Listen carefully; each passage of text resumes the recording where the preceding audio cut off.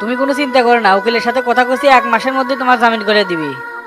সেই চিন্তা করতেছি না, গোল্লার ফটিকের কি হলো, 3 দিন পরে ডেট, ওই দিন যেন মিস হয় না। আপনি ভালো করে উকিলে কোয়েন। জেল খাটে আমার অভ্যেস আছে, তেমন খারাপ লাগবে না, কিন্তু বাইরের সব কাজ কাম বন্ধ আছে, এটাই মনে হলে খারাপ লাগে। ফটিক আর গোল্লা বাইরে থাকলে আপনার কাজ কামের সুবিধা হবে নি, বোঝেন না কৃষক? এই ডেটেই জামিন হবি, উকিল তো জোর গলায় কয়ে দিল। আর করছে এই মামলার কোনো ভিত্তি নাই, তোমরা স্থায়ী জামিনলে বাইরে আসলে এই মামলা খাইয়ে দিবি। উকিলের কথা আর তা একই কথা, ওকের কথার কোনো ভিত্তি আছে? ওকের কাছে কোনো মামলাই বিষয় না। এখন আমি নাই, সাবধানে চলাফেরা করেন, কোনো ঝড় ঝামেলার যান যায় না। আর গুরুর সাথে কথা কয়ে হাইকমান্ডে যোগাযোগ করেন, ইনকে বসে থাকলে কিন্তু নমিনেশন পাবেন না। ঠিক আছে, আজকে কথা কমুনি। এইদিকে হাবিবে তো নমিনেশন তুলবার চাচ্ছে, তো তার পিছন দিয়ে বাদ যাবি।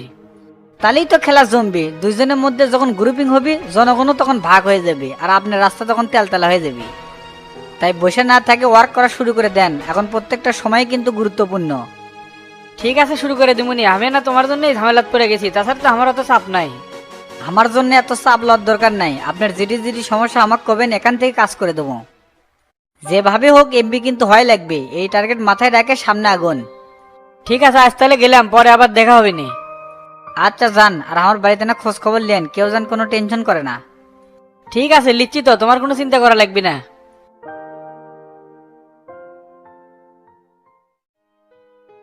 ক্যারে মাস্টার ওটি দাঁড়ে আসু গে, ভিতরে আয় বসে। আচ্ছা, বসতেছি। তেউকা কাবু হয়ে গেছো গা, খুব চাপের মধ্যে আছো নাকি? আর কয় না বন্ধু, আছে এক প্যারাত। বিশ্ব সালাম যে মার্ডার হচ্ছে না, এর পিছনে আমি কিছু জানি না, অথচ চার্জশিটে আমার নাম চলে যাচ্ছে।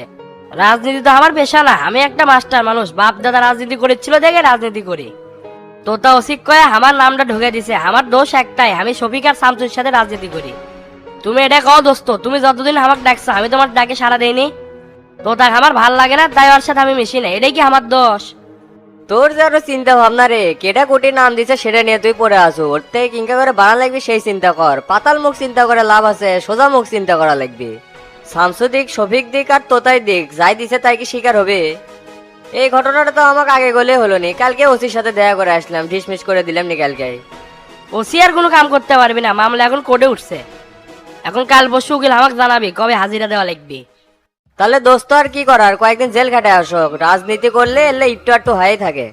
যখন ফাইনাল চার্জ গঠন করে তখন নাম কেটে দেওয়ার সুযোগ থাকে, তখন পিপিক ধরে তোমার একটা সিস্টেম করে দেবনি।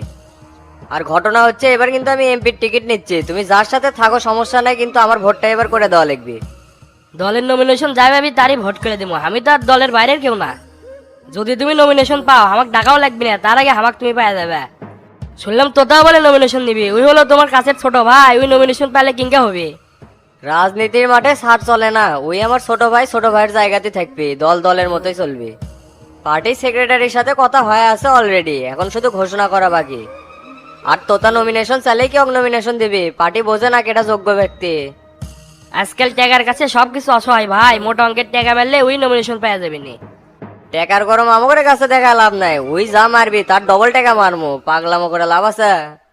তে চলো এখন উপরে চলো, দুপুরে খাওয়া দাওয়া করো নি। না না বন্ধু, আজকে কিছু খাবো না, মামলাটা আমার নামে হসে দেখে তোমাকে জানানোর জন্য আসছিলাম। আচ্ছা সমস্যা নাই, তুমি ওই মামলা নিয়ে কোনো টেনশন করো না, আমি দেখবনি বিষয়টা। ঠিক আছে বন্ধু, আজকে গেলাম তাহলে।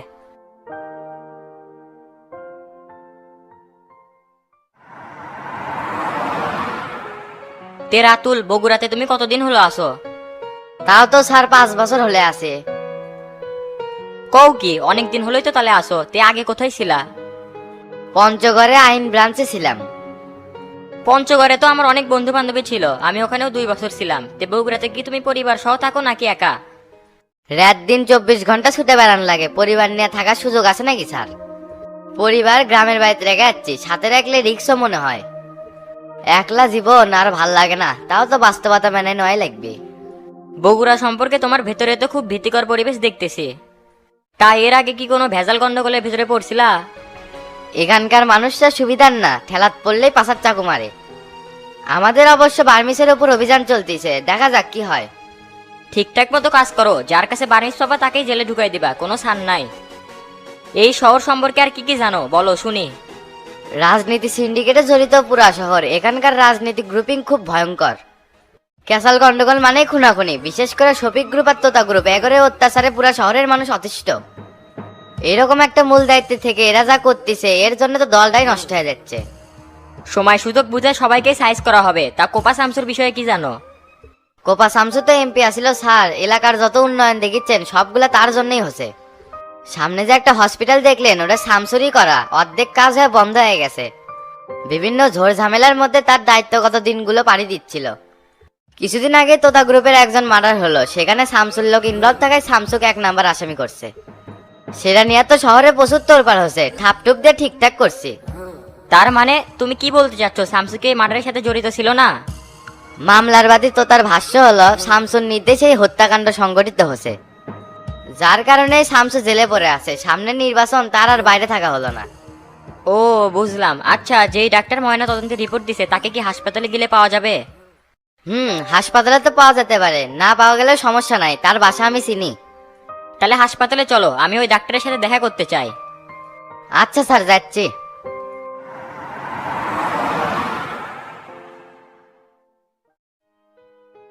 কি দোস্ত, কালকে কিরম খেলা? এই সপ্তাহে তো আমার কোনো দাওয়াত আসিল না, কুটি কি খেলাম? কালকে বাচ্চুর টেকার প্রধান্তি করবে যে তো ভাই হাতে নাস্তা খাও নাই? ওরে শালা, তুই ওদের কথা করছু, গায়ে হাত দিয়ে করলে মোটেও ঠিক করে নাই।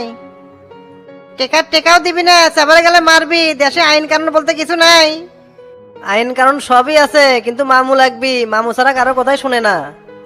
দোস্ত, তোমাকে বারবার করলাম টেকা দান আবার যাও না, গেলেই নাস্তা খাবে। গরিবের কথা বাসি হলে সত্য হয়।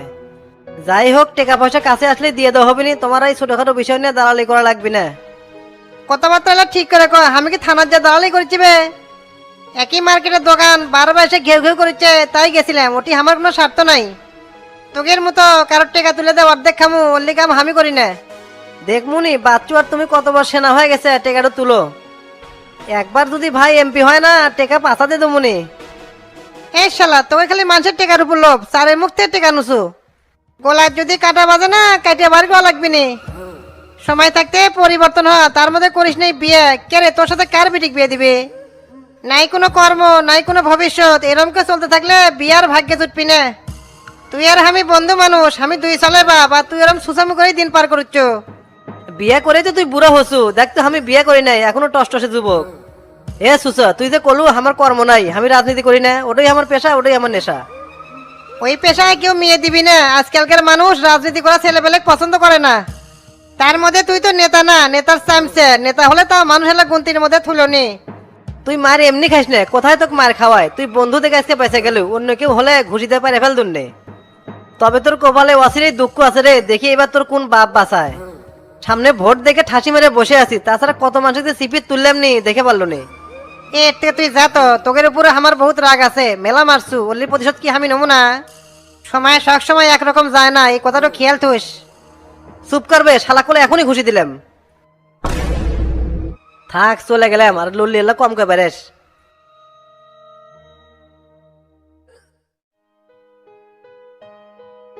আচ্ছা ভাই, আপনি কি আমাকে বারবার ফোন দিচ্ছিলেন? না না, আমি ফোন দিচ্ছিলাম না, আমার লোক ফোন দিচ্ছিল। আমি Ajmal, special crime branch, Dhaka থেকে আসছি। স্যার আসসালামু আলাইকুম। স্যার, তা আপনি দাঁড়ায় আছেন কেন? বসেন। আচ্ছা আচ্ছা, বসতেছি। তা স্যার, আপনার জন্য কি করতে পারি? চা কফি কিছু খান? খাবার জন্য এখানে আসেনি। আচ্ছা, আপনি এখানে কতদিন যাবত ডাক্তারি পেশায় আছেন? তাও তো স্যার 5-7 বছর হবে। তা হুট করে এই প্রশ্ন কৃষক? আরে ঘাবড়ানোর কিছু নাই, আপনার সাথে পরিচিত হতে ইচ্ছা হলো তাই এখানে আসলাম। তবে আমাদের কাজের ক্ষেত্রে আপনার কাছ থেকে কিছু ইনফরমেশন লাগবে। ঘটনা কি? হঠাৎ করে ক্রাইম বেঞ্চের লোক আমার কাছে? বিষয় তো সুবিধার মনে হচ্ছে না। কোনো দরকার হলে অবশ্যই আসবেন স্যার। আমরা ডাক্তার, আমাদের কাজই তো সেবা করা। ন্যায় নীতি আদর্শ নিয়েই কাজ করি, আর ভবিষ্যতে এটা নিয়েই চলতে চাই। ঠিক আছে, আজ তাহলে উঠি। আর আমি কিছুদিন এলাকাতে আসি, আপনাদের সাথে অবশ্যই দেখা হবে। আসলে স্যার, আপনি ক্রাইম বেঞ্চের লোক তো হঠাৎ করে আমার সাথে দেখা করতে আসছেন, অবশ্যই কোনো কারণ আছে। সেটা জানার জন্যই একটু আগ্রহ হচ্ছে, যদি একটু বলতেন। এলাকাতে যখন আসছি আস্তে আস্তে সবই জানবেন, দেখা হবে। আজ তাহলে উঠলাম। আচ্ছা ঠিক আছে।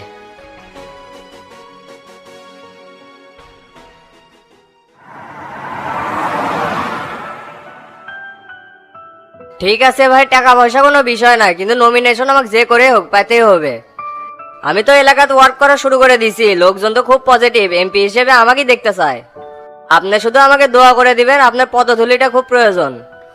বিষয়টা আমি দেখতে চাইছি, অবশ্যই দেখবো। তা ঢাকা আসবো কবে?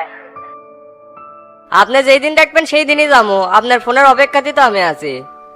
তবে ভাই অনেক নতুন নতুন ক্যান্ডিডেট বাড়াইছে, তাদের বিষয়টা একটু দেখেন।